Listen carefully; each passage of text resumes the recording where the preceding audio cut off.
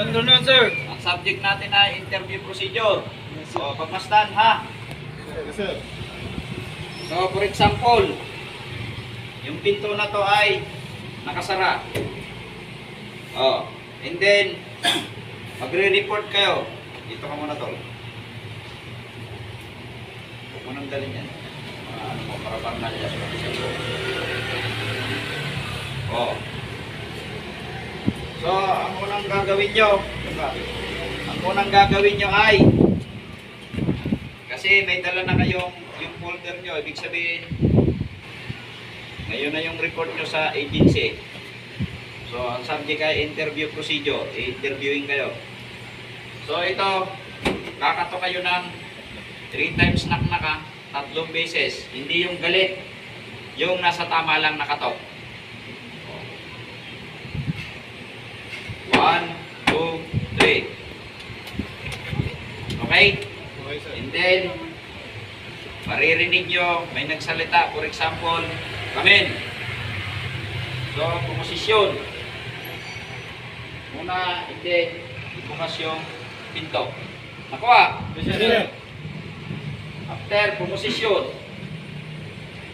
Kung hapon na, halimbawa hapon na, huwag kakalimutan. Sir, good afternoon, sir. Is Urbano asking permission to enter your office, sir. So, may maririnig kayong carry on. Pag nag-carry on, saka pa lang nyo ibababa yung inyong kamay. Nakuha. Yes, sir. Patay mo muna. Pumasok.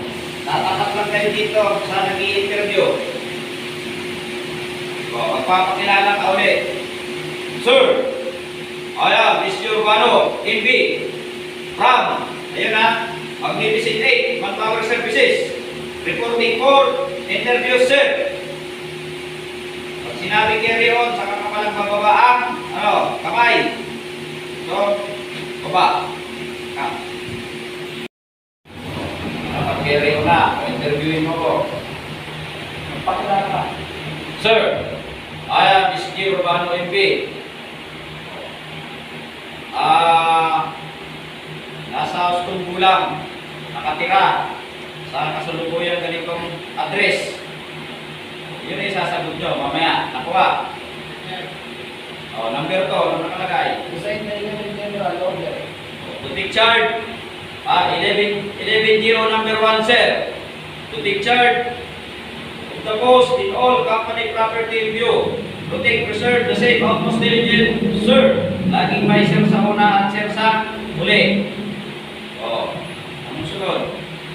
Bilang first timer, ano ang idea mo? Security guard. Bilang po sa napapagmasdan ko, ang idea ko ang trabaho ng isang security guard. Sa napapagmasdan ko sa kanila sila ang pagpatupad ng kaayusan sa kanilang kumpanyang tinatanuran. Anong sunod? Ano ang kailangan ng kalakasan mo? Ang aking pamilya. Bakit kailangan mo itong trabaho ito? So, kailangan ko po ang trabaho na to dahil talagang deserving ko magtrabaho bilang isang security guard para tumanda ang aking karir. Bakit kailangan tanggapin? Kailangan niyo po ako tanggapin dahil ako graduate po ako ng training. So, kaya kong gampanan ang trabaho ng isang security guard. Tuloy mo.